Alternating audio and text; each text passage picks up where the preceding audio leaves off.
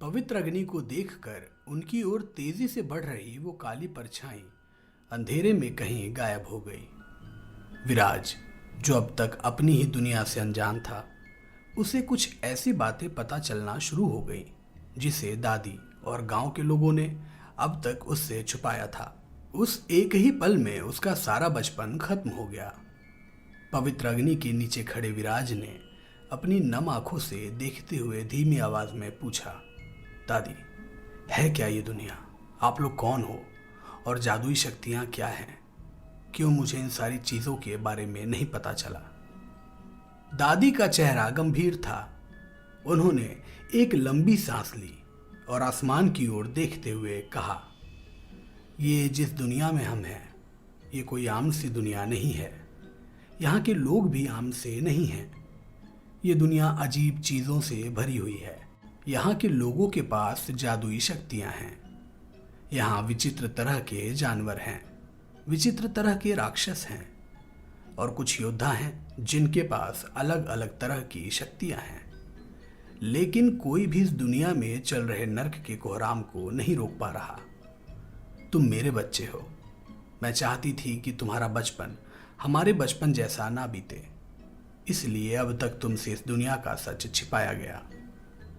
उनकी बातों को ध्यान से सुनने के बाद विराज ने दादी की नजरों में देखते हुए धीमी आवाज में पूछा, तो फिर मैं कौन हूं दादी? क्या मुझ में भी कोई शक्ति है? क्या इस दुनिया में मेरी भी कोई जगह है?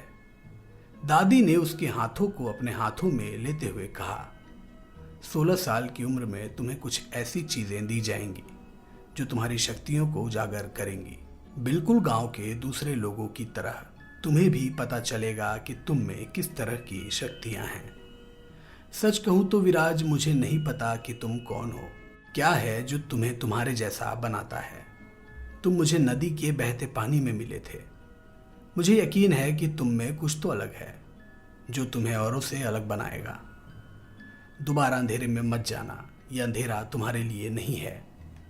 समय के पहिए ने करवट बदली और 4 साल का वक्त चुटकियों में बीत गया। लेकिन जैसे कल ही की बात थी जब वो घटना हुई थी। जिस दिन विराज 16 साल का हुआ, दादी ने एक छोटा सा समारोह रखा। गांव के सारे लोग तैयारियों में जुट गए। रात के वक्त पवित्र अग्नि को बीच में रखकर कुछ मंत्रों का जाप किया गया। विराज के लिए ये सब कुछ बिल्कुल नया और अजीब था। मंत्रों का जाप खत्म होते ही दादी पवित्र अग्नि के पास जाकर एक बुलंद आवाज में बोली, इस गांव में विराज को छोड़कर केवल 9 लोग ही रहते हैं। मैं चाहती हूं 16 साल पहले हम सभी ने मिलकर जो प्रण लिया था, आज हम उसे तोड़ दें। विराज अब बड़ा हो चुका है। वक्त आ गया है कि हम उसके अंदर की शक्तियों को उजागर करें। इन 16 सालों तक हमने विराज से अपनी शक्तियों को छुपा कर रखा ताकि वो एक आम सी जिंदगी जी सके। अब तक उसे बस इतना पता था कि मुझ में कुछ शक्तियां हैं। वक्त आ गया है कि हम आप सबकी शक्तियों को छिपाना बंद कर दें और विराज को उसकी शक्तियों से रूबरू कराएं। विराज को कुछ भी समझ में नहीं आया। वो चुपचाप अपनी दादी को घूरने लगा। तभी गांव के सभी लोग मिलकर एक सांप, एक शिकारी चील, एक कछुआ और एक बाघ लेकर उस पवित्र अग्नि के सामने आ गए। वो सारे के सारे जीव ही विशालकाय थे। उन्हें देखकर लग रहा था कि उनमें से हर किसी की उम्र 100 साल से कहीं ज्यादा होगी। उन सभी जीवों का शरीर सुनहरे रंग का था और उनके शरीर से एक तेज चमक निकल रही थी, जिन्हें देखकर पता चल रहा था कि वे जीव जादुई हैं। गांव के लोगों ने चारों जीवों का गला बिना किसी हिचकिचाहट के साथ विराज के सामने काट दिया। खून की एक गाढ़ी मझधार बहने लगी। उन सभी के खून को थोड़ा थोड़ा करके एक प्याले में डाल दिया गया और प्याला विराज के सामने रखते ही अचानक गांव के सभी लोग जमीन पर बहते हुए उस खून को पीने लगे। ये देखकर विराज डर गया और उसने तेजी से अपने कदमों को पीछे खींच लिया। विराज की धड़कनें पल भर में तेज हो गईं। उन सब को देखते हुए उसने लड़खड़ाती हुई जुबान से कहा, ये क्या हो रहा है? कौन हो आप लोग? कैसे कोई किसी जानवर को मारकर उनका खून पी सकता है? कैसे? दादी को छोड़ के गांव में कोई भी उसकी बातों पर ध्यान नहीं देता। खून की हर एक बूंद खत्म हो चली थी। जादुई जीवों का रक्त पीने की वजह से धीरे धीरे करके सभी के शरीर की मांसपेशियों में खिंचाव होने लगा। शरीर पहले से ज्यादा सख्त और भारी होने लगा और एक सुनहरे रंग की रोशनी उनके शरीर से निकलने लगी, जो ये दर्शाती थी कि जैसे उनके अंदर कोई दिव्य शक्ति आ गई हो। विराज को पीछे हटता देखकर दादी उसकी ओर बढ़ी और उन्होंने विराज की कलाइयों को पकड़ते हुए कहा, इसमें डरने की जरूरत नहीं है विराज। अब तक हम इंसान इस ग्रह पर जिंदा हैं, उसका कारण ये चमत्कारी खून ही है। अपनी शक्तियों को उजागर करने के लिए या खुद को पहले से ज्यादा ताकतवर बनाने के लिए लोग इस चमत्कारी खून का इस्तेमाल करते हैं। तुम्हें ये खून पीना पड़ेगा विराज, तुम्हें ताकतवर बनना पड़ेगा, वरना यह अंधेरा तुम्हें अपनी गहराइयों में खींच लेगा। लेकिन दादी, क्या कोई और तरीका नहीं है जो हमें ताकत प्रदान कर सके? विराज के शब्दों में अब भी ठहराव नहीं आया था। दादी ने उसके हाथ को खींचा। विराज ने खुद को रोकने की कोशिश तक नहीं की और दादी उसको उस प्याले की ओर लेकर बढ़ने लगी। दादी ने उस प्याले को उठाकर विराज की ओर बढ़ाया। उसके मन में हजारों विचार चल रहे थे। समझ ही नहीं आ रहा था कि वो करे तो करे क्या। उस प्याले को काफी देर तक देखने के बाद एक ही झटके में उसने सारा खून खत्म कर दिया, जैसे उसने मन में ठान लिया हो कि कुछ भी हो जाए उसे दिव्य शक्ति हासिल करनी ही है। खून का प्याला खत्म हो गया। खून की एक मोटी धार होठों के चारों ओर जम गई, लेकिन फिर भी चमत्कारी जीवों के शरीर से निकला खून विराज के शरीर में बदलाव ना ला सका। गांव के सारे लोग उसकी ओर देखते हुए जैसे दंग रह गए, लेकिन किसी ने भी कुछ भी नहीं कहा। पर उनकी चुप्पी ने ये तो जाहिर कर ही दिया कि विराज एक शक्तिहीन लड़का है, जिसमें कोई भी शक्ति नहीं थी। कुछ दिन बाद एक बार फिर से गांव के लोगों ने चमत्कारी जीवों के खून को विराज के सामने पेश किया। मिनटों में खून का कतरा कतरा खत्म हो गया, लेकिन फिर भी विराज में शक्तियां उजागर नहीं हुई। 1 साल बीत गए। इस दौरान न जाने कितनी ही बार विराज को दिव्य खून पिलाया गया, लेकिन उसके शरीर में नाम मात्र का भी बदलाव नहीं हुआ। हर बार खून का एक बड़ा हिस्सा बचता, जिसे ग्रहण करके वो लंगड़ा, अंधा, बहरा, जुड़वा भाई, बहन, काका, उस गांव की मुखिया, बूढ़ा अस्त्रधारी और दादी की शक्तियां बढ़ने लगी। दिव्य खून का इतना सेवन करने के बाद भी जब कुछ भी नहीं हुआ, तो विराज ने फैसला किया कि वो अभ्यास करके खुद को उस काबिल बनाएगा, ताकि अपने लोगों की रक्षा करने के लिए वो किसी से भी लड़ सके। हर रोज सूरज निकलते ही वो बाहर निकल जाता और अपनी पूरी ताकत के साथ अभ्यास करता। उसका शरीर धीरे धीरे करके गठीला होने लगा। 17 साल की उम्र में उसकी हाथों की नसें उभरने लगी। शरीर उसका सख्त तो हो रहा था, लेकिन अब भी वो बिना शक्तियों वाला एक आम लड़का ही था। अचानक एक दिन बूढ़े अस्त्रधारी ने विराज को अभ्यास करते देख लिया और दूर खड़ा चोरी छिपे उसे देखता रहा।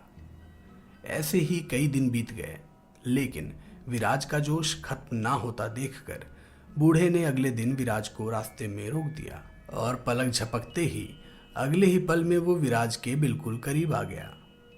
अस्त्रधारी ने विराज को ऊपर से नीचे तक देखते हुए बोला, पता है विराज, आज से करीब 80,000 साल पहले सनातन धर्म के लोगों का मानना था कि शक्ति हमारे अंदर ही होती है। इंसान खुद एक शक्ति है, बस जो रहस्य हमारे अंदर छिपा है हमें उसकी गुत्थी को सुलझाना पड़ेगा। सनातन धर्म की सबसे पुराने ग्रंथों में सांसों पर नियंत्रण करने वाली कला के बारे में बताया गया है। मैं चाहता हूं तुम अपनी सांस लेने की प्रक्रिया पर नियंत्रण पाओ। तुम्हें अपनी सांसों की शैली पर ध्यान देना होगा। ये एक ऐसी कला है जिसे करके इंसानों ने अपने उम्र 10 गुना से कहीं ज्यादा कर ली। जिसे भी ये कला सही से आती थी वो अपने शरीर पर लगे चोटों को भी तेजी से ठीक कर देता है। ये सब सुनते हुए विराज की आंखें बड़ी हो गईं। वो चुपचाप सुनता रहा और वो लगातार बोलते रहे। सुनो विराज, पूरी एकाग्रता के साथ सुनो। मानव शरीर में 7 चीजें छिपी हुई होती हैं। लोग जिसे 7 डिवाइन कहते हैं वो शरीर की गहराइयों में कहीं छिपे होते हैं। आध्यात्मिक भ्रूण, 5 खगोलीय पिंड, शक्ति की दीवार, 7 तारे, स्वर्गीय मनुष्य, जीवन और मृत्यु और दिव्य सेतु। ये 7 चीजें हर मनुष्य के अंदर खजाने के ताले की तरह मजबूती से बंद होती हैं, जिसे हमें जीतना होता है ताकि हम असली वीर बन सकें। ये सुनकर वो रुक गया और उसने पास आकर गंभीरता के साथ कहा, बूढ़े अस्त्रधारी दादाजी, क्या आप मुझे वो कला सिखा सकते हैं? तुम में शक्तियां नहीं हैं, इसलिए तैयार रहो। तुम्हें औरों के मुकाबले और भी ज्यादा मेहनत करनी होगी। विराज ने अपना सिर हिलाते हुए आश्चर्य भरी नजरों के साथ उनसे पूछा, मैं बचपन से ही सोचता आ रहा हूं, हर कोई आपको अस्त्रधारी क्यों बुलाता है? उस बूढ़े अस्त्रधारी ने विराज को तिरछी नजर से देखते हुए बोला, जब वक्त आएगा उस वक्त तुम्हें सवाल का जवाब मिल जाएगा। क्योंकि बोलकर तुम उस चीज को महसूस नहीं कर सकते, इसलिए बेहतर यही होगा कि तुम इंतजार करो। विराज आगे कुछ भी नहीं बोल पाया और बूढ़ा अस्त्रधारी उसे लेकर नदी वाले बगीचे की ओर निकल पड़ा और कुछ मंत्रों का जाप कराते हुए उसकी ट्रेनिंग शुरू की। कुछ दिन ट्रेनिंग करने के बाद से ही उसे खुद में कई सारे बदलाव दिखने लगे। उसने नदी में मछलियों के समान तैरना सीखा, जमीन पे चीते के समान दौड़ना और पेड़ पर बंदर के समान चढ़ना और कूदना सीखा। लेकिन गांव में किसी को भी इस बात की कानो कान खबर नहीं लगी। पहले वो जल्दी थक जाता था, लेकिन अब वो थकता नहीं। बीमार पड़ने पर उसका शरीर कुछ ही देर में खुद को ठीक कर लेता। कम खाना खाने के बाद भी उसके शरीर में अच्छी खासी शक्ति रहती। लेकिन इतना सब कुछ करने के बाद भी उनमें दैवी शक्तियां नहीं आईं। एक दिन ट्रेनिंग के दौरान दादी ने विराज के अभ्यास के बीच दखल दिया और उसे लेकर जंगल की दूसरी ओर निकल पड़ी। विराज आज तक अपने गांव से ज्यादा दूर नहीं गया था। जंगल में पहुंचते ही उसने असहजता भरी मुस्कान के साथ कहा, यह जंगल बहुत अजीब है, यहाँ कोई जानवर क्यों नहीं दिख रहा? दादी, हम कहाँ जा रहे हैं? दादी जल्दी जल्दी आगे बढ़ते हुए बोली, तुम्हें याद नहीं, आज ही के दिन तुम मुझे मिले थे, इसलिए हम तुम्हारे लिए एक कपड़ा लेने जा रहे हैं। तुम में शक्तियाँ नहीं हैं, इसलिए मैं तुम्हें कुछ ऐसा देना चाहती हूँ जो मेरे ना होते हुए भी तुम्हारी रक्षा करे। विराज के चेहरे पर एक असहजता भरी मुस्कान आ गई, क्योंकि अपना जन्मदिन मनाना उसे खासा पसंद नहीं। जंगल के आधे रास्ते में पहुंचते ही दादी रुक गई, जैसे उन्हें कुछ याद आया और वो अपने बैग से कुछ निकालते हुए बोली, जब तुम छोटे थे तो तुम्हारे गले में एक पत्थर की माला थी। तुम्हें उससे चोट ना लग जाए इसलिए मैंने उसे निकाल दिया था। ये लो, ये तुम्हारा ही है। दादी ने पत्थर की माला को विराज के सामने कर दिया। काफी देर तक उसे देखने के बाद विराज ने कहा, ये चीज क्या है? इसमें ये निशान क्यों बना है? आगे की कहानी जानने के लिए सुनते रहिए कहानी का अगला एपिसोड सिर्फ और सिर्फ पॉकेट FM